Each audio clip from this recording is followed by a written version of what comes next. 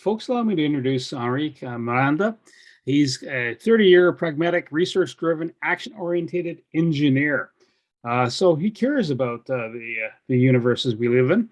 He's worked in highly commercial and industrial sectors, in the academic area, public policy, and civil society. He's led multicultural, cross-functional teams, and he handles change management. One of his strongest beliefs is one health we must put first is nature. And he's taking urgent action to address and halt the degradation of biodiversity, wildlife, ecosystems from crashing, unsafe food systems, and he's talking about the keys to climate mitigation, indeed, therefore, the survival of all of us. We don't have much time left to act, but you know what? Enrique's going to talk to us about a couple items right now, and instead of stealing his thunder, I'm going to hand it over to him. Enrique, go ahead, sir. And you're on mute. For the invitation. Thank you very much, Connect to Ottawa, for the invitation you made to me. To better to earth, to be more precise.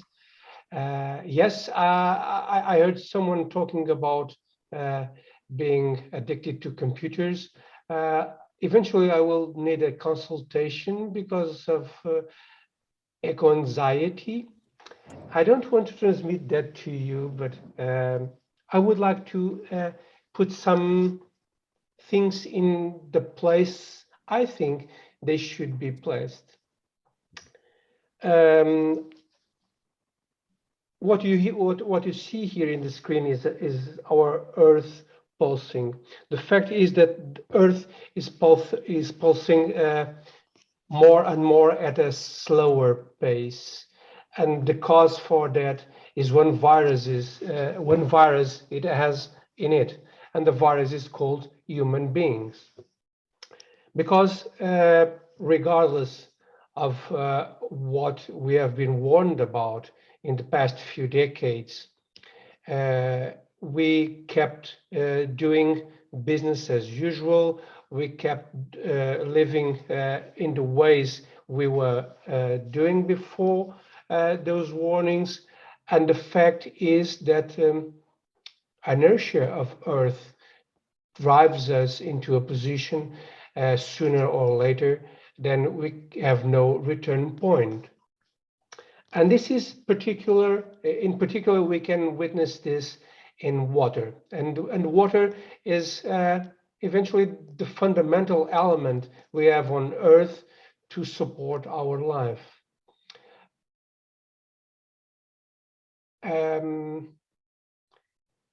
Ideally or not ideally, we hear nowadays to talk about circular economy and how we should turn things reusable, recyclable, repurposeful, etc. But we never think about water in that way. I mean, we keep looking to water in a very linear pace, in a very linear economy. So taking it from the soil, using it as we want, and dumping it somewhere, because someone will someday find a way to solve the problems we are causing.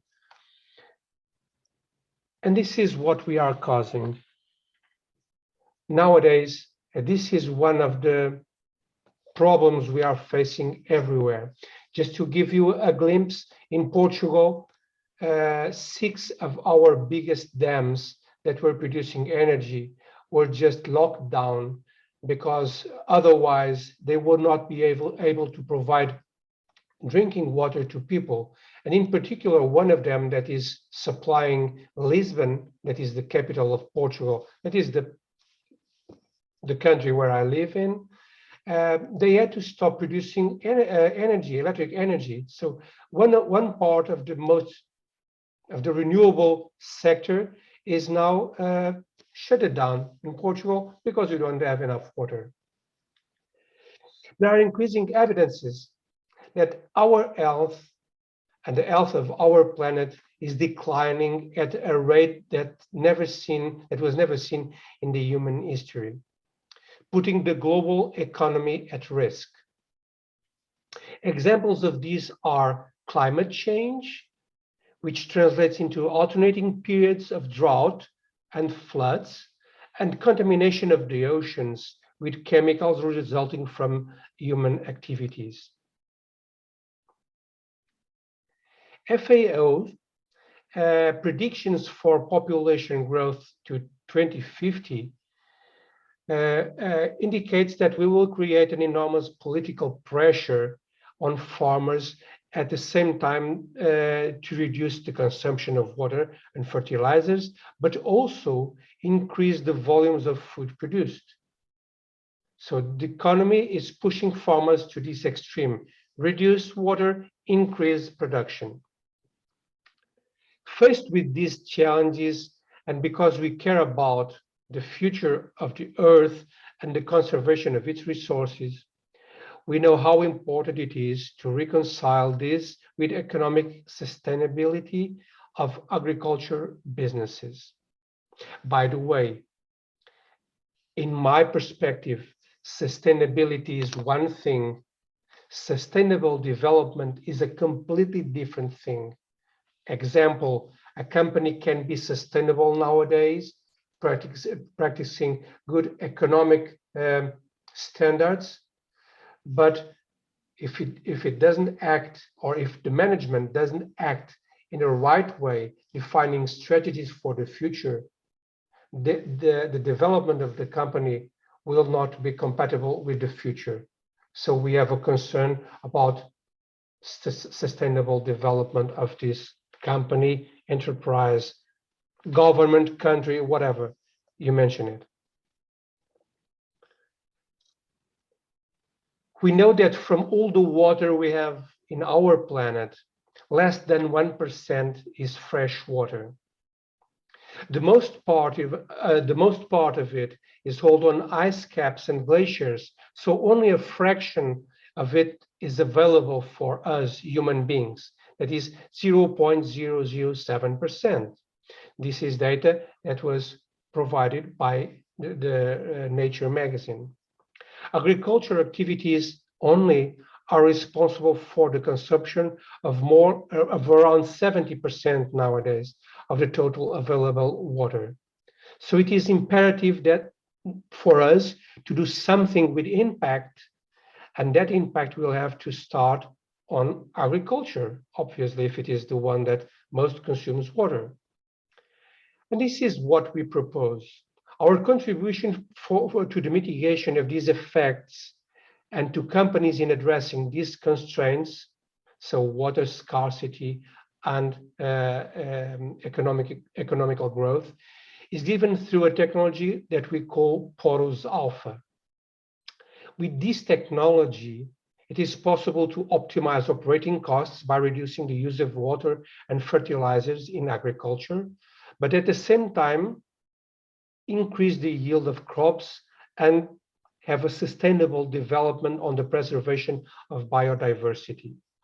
I just stop here for a while. So we are the only technology in the world able to produce this material here,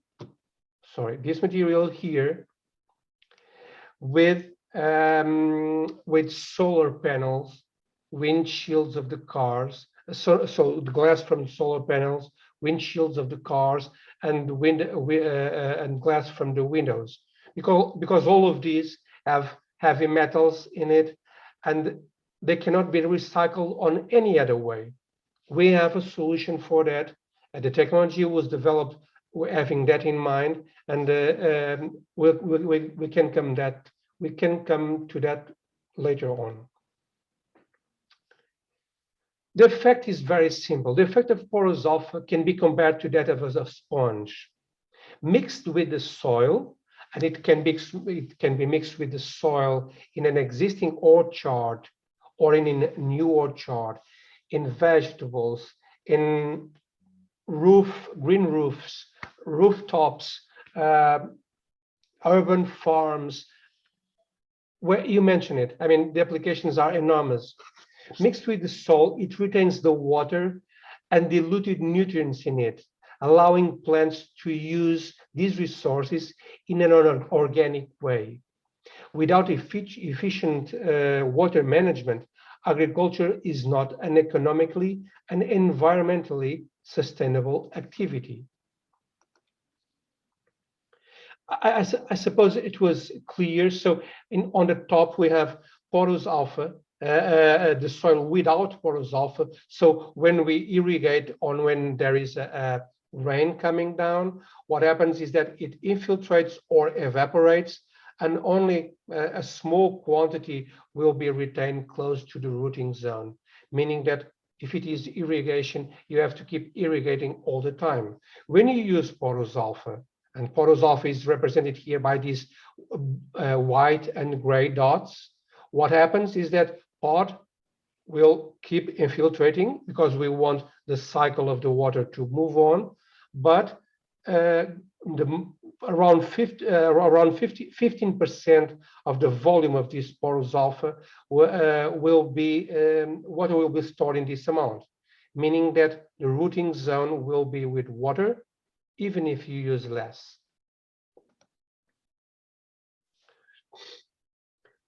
Here is an example from Morocco. Morocco is the fourth largest tomato producer in the world, where water is collected more and more at greater depths, representing more than 15% of the production costs. We have multiple applications of this technology all over the world. And these applications extend from agriculture to water biofiltration and air biofiltration as well. Here you see that we achieved a slightly 28% higher yield.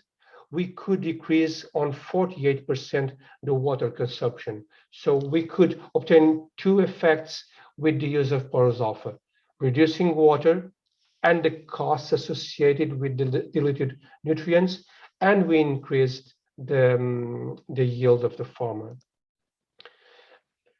These are the partners, the companies that work around porous alpha nowadays. So we have Better Earth operating in Europe, and in Europe I include UK and Scotland. Once we have so many Scottish friends here, so England, UK, and Scotland, TRPC in China, Totori Resource Recycling in Japan, and in a subsidiary company in Morocco, TRME in United Arab Emirates, and PASA, Porous Alpha South Africa, in South Africa. To implement our strategy, we have these 5 companies that I mentioned here, and all the business and all the operations outside of these territories. So South America, Central America, and the most part of Africa is handled by the Japanese company itself. The synergies in water management are boosting other projects in other areas as we speak, and 2 more patents are on the way, and more will come in the future. These are some of the partners we work with. Better Earth is participating in multiple projects worldwide. Our colleagues from other regions are also performing pilots related to specific needs. I would like to leave you with some takeaways. Water scarcity is already the direct cause of conflict and migratory movements. In 2050, it is estimated that there will be over 140 million climate migrants. In Portugal, to give my own example, it is estimated that the southern part of the country will lose 50% of available water in the next decade. In the last 2 decades, the water availability was already reduced by 20%. In December 2021, 60% of surface water reservoirs were below their average value, including the ones that feed the largest populated areas, such as the capital Lisbon and Algarve, one of the most important touristic regions in the country all year round. Also, water contamination with pesticides and other chemicals should be a major concern to all of us. So thank you, and be aware that the world is in our hands. Thank you for your attention, and I am now available for questions related to the soil, if there are any. If not, I can move towards the next step, if I still have time for that. Thanks, Henrique. I know that we've got a question from Robert Dick. If you'd like to stop sharing your screen, you'll probably be able to get a view of them. It's just a little bit better for discussion. No, I didn't want to stop sharing because you have my contacts, but that's no problem. Oh, that's okay. Okay. I will stop sharing it. Okay. So Robert, where are you? I know you had a question. Do you want me to ask it? It says, I don't see him on here. Yeah, I think he's probably having sound issues, so go ahead and do his He said, question. what particle size is used? Could it be handled by the same equipment that may be used for distributing fertilizers? Yes, it can. It is such a wonderful product that we can change basically all the physical properties of the product. For instance, this small particle I have here that hopefully you can see it if it is in front of me. Yeah, you can see it.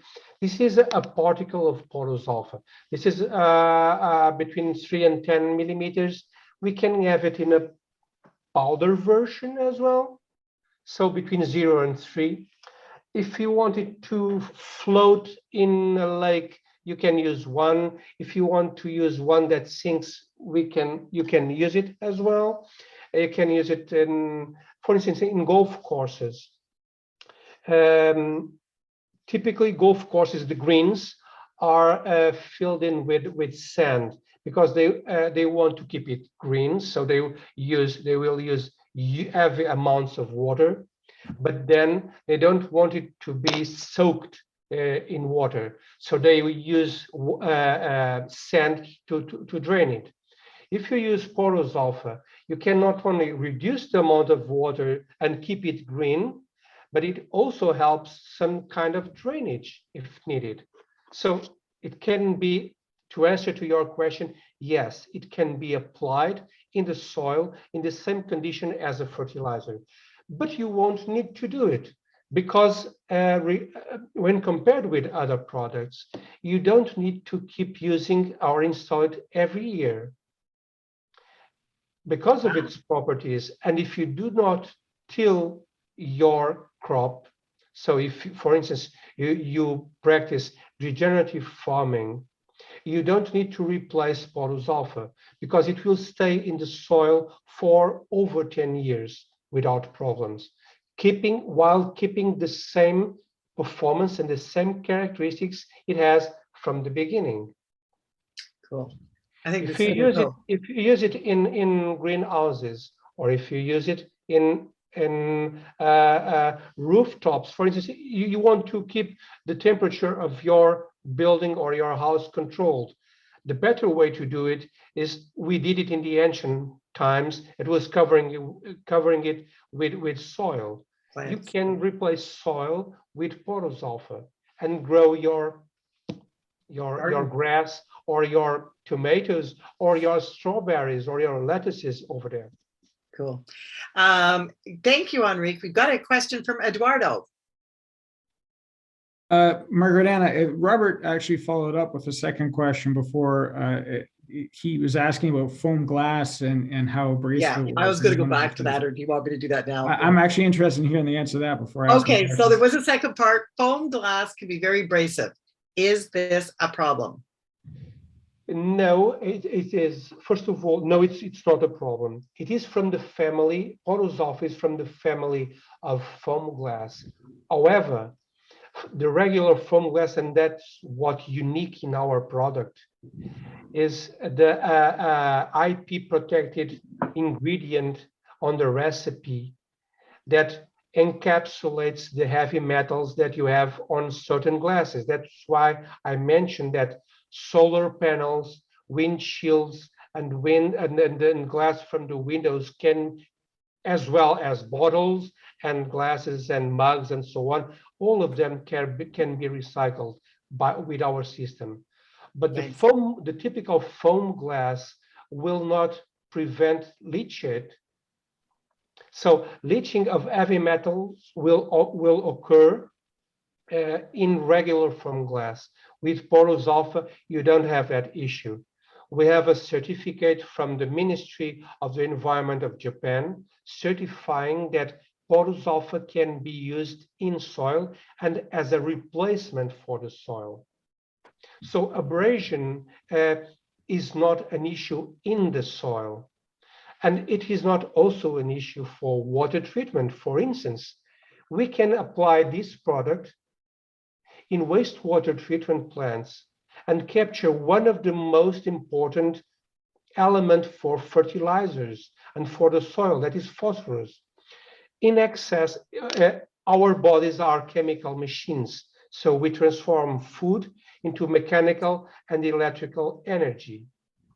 When we, at the end of our biological cycle, when we have to defecate or urinate, we are releasing organic matter, and we are releasing in particular one element, that is phosphorus, that is present in all wastewater treatment plants, and it should be seen as a potential cause of eutrophication. Eutrophication is when a surface, a water surface becomes green.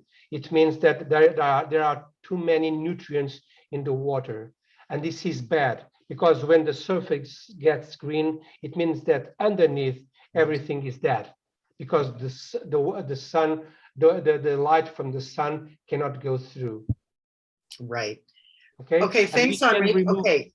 Yeah. Oh, sorry, were you going to continue, or I was going to? No, if there are Okay, some, we'll go to Eduardo now then, and you can ask your question, Eduardo. Awesome, Henrique. I'm very fascinated about the product, and it, it's piqued my interest for sure. I have more questions about your business though. In 3 years from now, where do you see your business, and what are some of the challenges that you're encountering with growing it internationally? It sounds like it's a win-win for everybody, but there may be some challenges for you. So where do you want to be in 3 years, and what are the challenges you're encountering?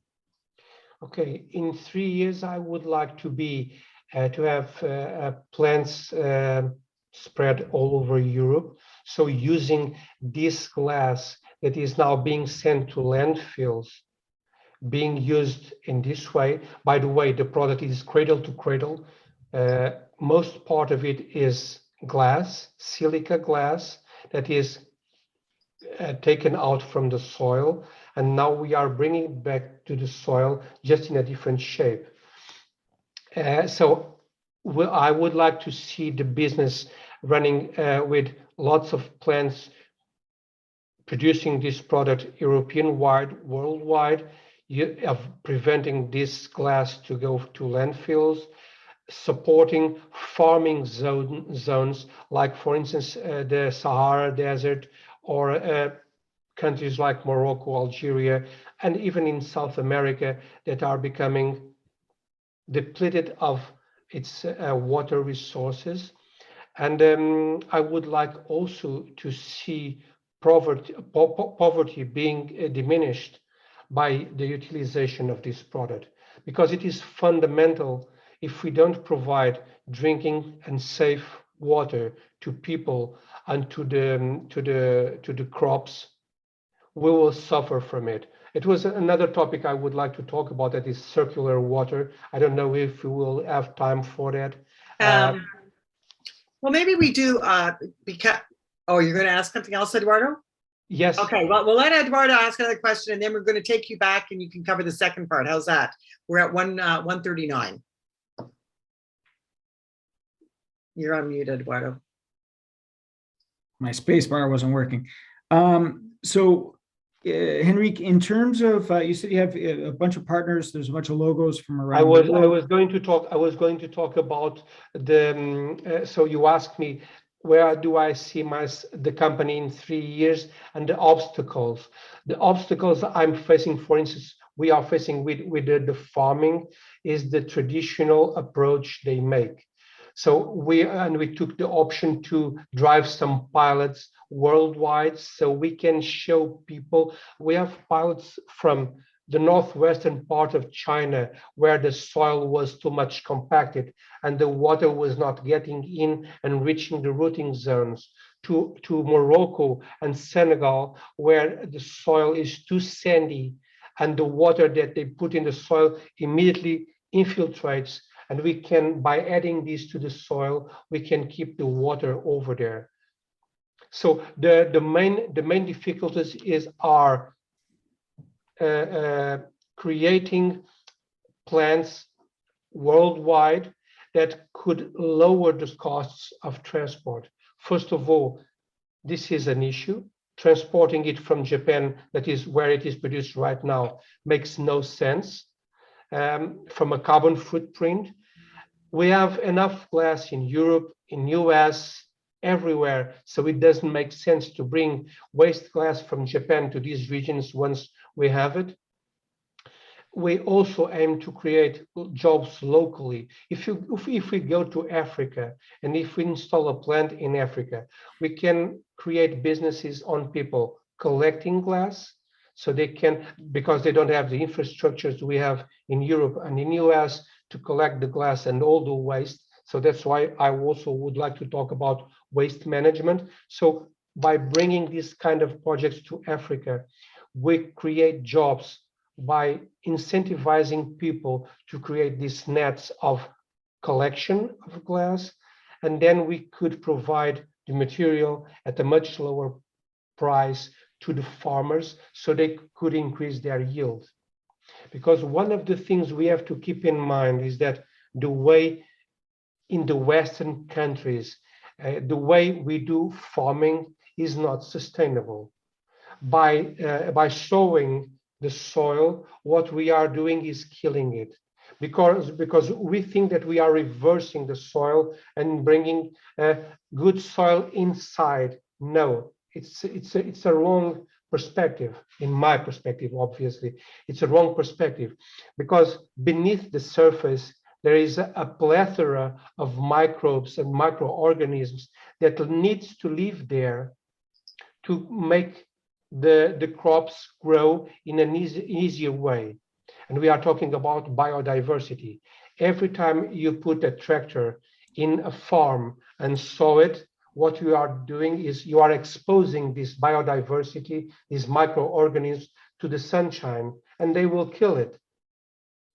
So no tillage is the future. We have to bear that in mind, and we can increase crop efficiency without tillage. And if we use this product, what we also do is to create a housing for these microbes to grow.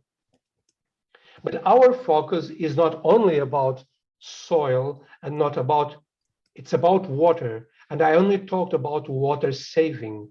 What I would like to talk also is about water treatment, because nowadays, the wastewater treatment plants we have that were designed 30 or 40 years ago cannot cope with the products and the chemicals and the pharmaceuticals and the microplastics we are dumping in our sewage every day. Every day we wash our heads. In the shampoos, we have microplastic beds that are going to be sent to the sewage. We take vitamins, we take any kind of drugs or medical prescription drugs. So all of that will end up in the sewage. And the wastewater treatment plants simply cannot cope with them because they were not designed for those chemicals. You wash a window with a spray. It's a chemical. It aims to remove the dust, to take it away, and to take all the fingerprints. Later on, you will wash the paper, or not the paper, but the tissue, the tissue you use to wash the window. So those chemicals will go into the sewage. Well, guess what? because the wastewater treatment plants cannot cope with those, they will end up in rivers. One example, estrogen. Estrogen is one of the most important elements of the contraceptive pills from women.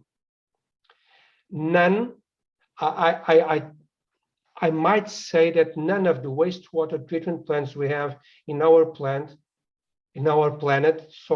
can cope with that nasty molecule. What will happen? That the water that contains that molecule will end up in a river. As far as I know, all the rivers end up in oceans. So the water will end up in the ocean. What is going to happen is that the microplastics works as magnets for these nasty molecules. We are talking about estrogen. We can be talking about ibuprofen. We can be talking about a molecule called oxybenzone. Oxybenzone is present in the sunblock that we use all year around, or on the creams, the facial creams, or in the lipsticks.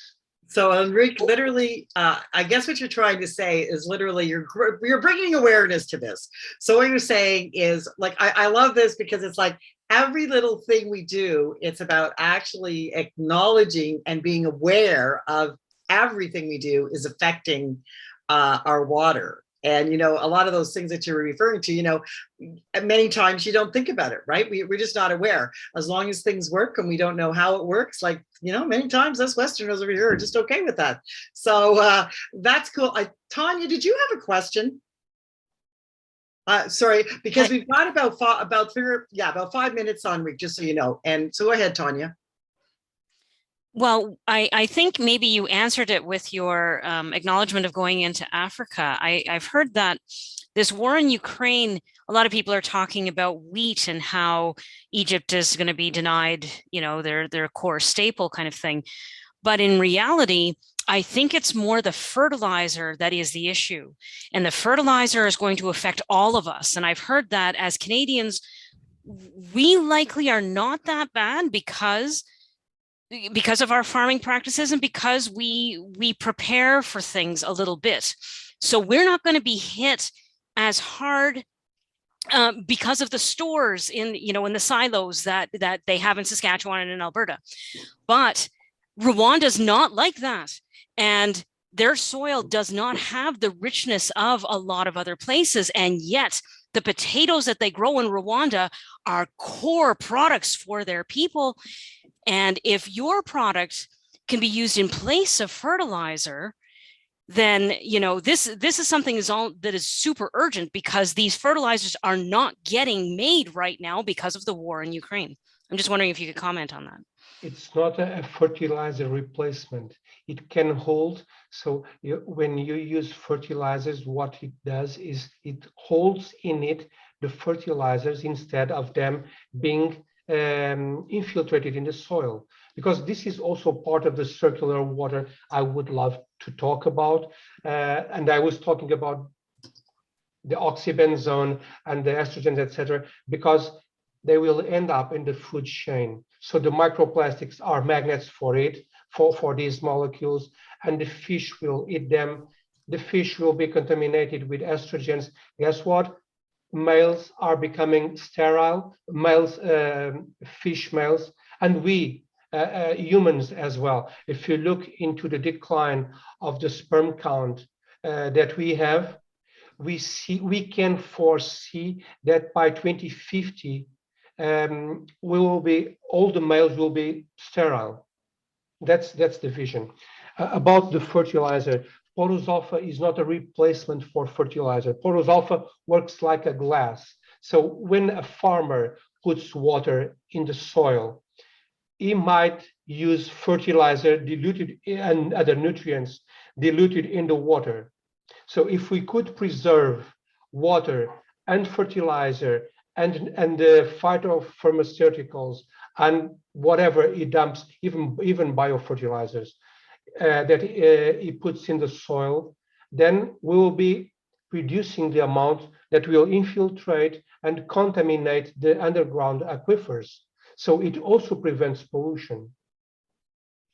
One important thing you mentioned about fertilizers, 70% of the reserves of phosphorus are in Morocco. I spoke a few minutes ago that with this material, we can remove phosphorus from the wastewater. So we are chemical machines. So we dump phosphorus either through our urine or fecal matter, and we can recover it from here. So it will absorb phosphorus, and later on we can bring this into a fertilizer company, and with nitric or citric acid, they can remove the phosphorus out of it, and it can be reused. So it is also circular. So there are lots of good things that we can achieve with this material. In particular, one thing that is water, even in countries where we think, water is not an issue. Yes, it is, except that the people don't know. We think, I'm talking about Europe, we think that we have good water quality. It's not true, because we are measuring that water against standards that are no longer valid. That's why, in this case, European Union is about to disclose a new directive that tries to tackle the quality of the wastewater being dumped in the rivers, because now some people are becoming aware of the chemicals of emergency concerns.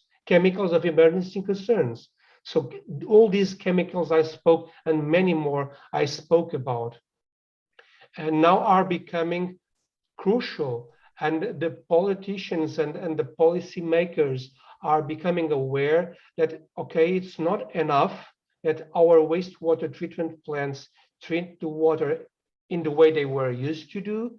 They need to perform something else. The point here is that they cannot simply destroy the wastewater treatment plants. They need to have new equipments that can perform what they want.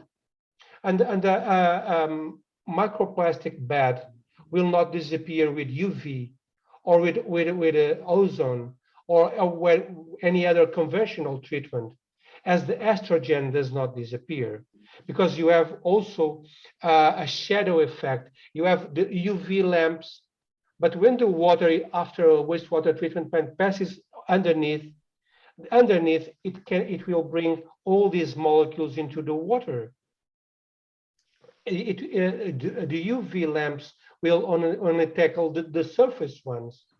So, and these are evidences. We have evidences of this in the food chain. I'm gonna have to interrupt you because we're getting near the end time. Okay. Okay. Okay. 1 minute. 1 minute only. Okay. We don't know, but we are eating roughly the equivalent to a credit card in plastic every week. Nice. I feel like a church. Yeah. I feel the number in my belly now. Well, it's even in margarine and stuff. Like, there's so many hidden things, right, that we just don't know about. So we don't know about it. We don't do about it. So I'm curious, as I've decided not the 3 takeaways, one thing to wrap this up. You're spreading the word, you're coming out. It's very big in that area. I don't know, is there anybody in Canada that you're talking? What is something that you could use to spread the word, or that you would like help with or introduce to? Scientist, a university dedicated to farming or to water treatment, that would be willing to test our products and spread the word from that moment onwards. Okay. Make it seeing it happening, seeing on the wastewater, on the backwash of the systems, to identify all these nasty chemicals I talk about and many more. So ideally, one university either related with farming or with water or with both. Why not? Because it's one health. It's our health is the health of the planet. No, it should be the other way around, because we are here and the Earth will be here until at least 4 more million years before the sun becomes an exploding star, a red dwarf. So the Earth will be here, we won't. If we don't take care of us, nobody will.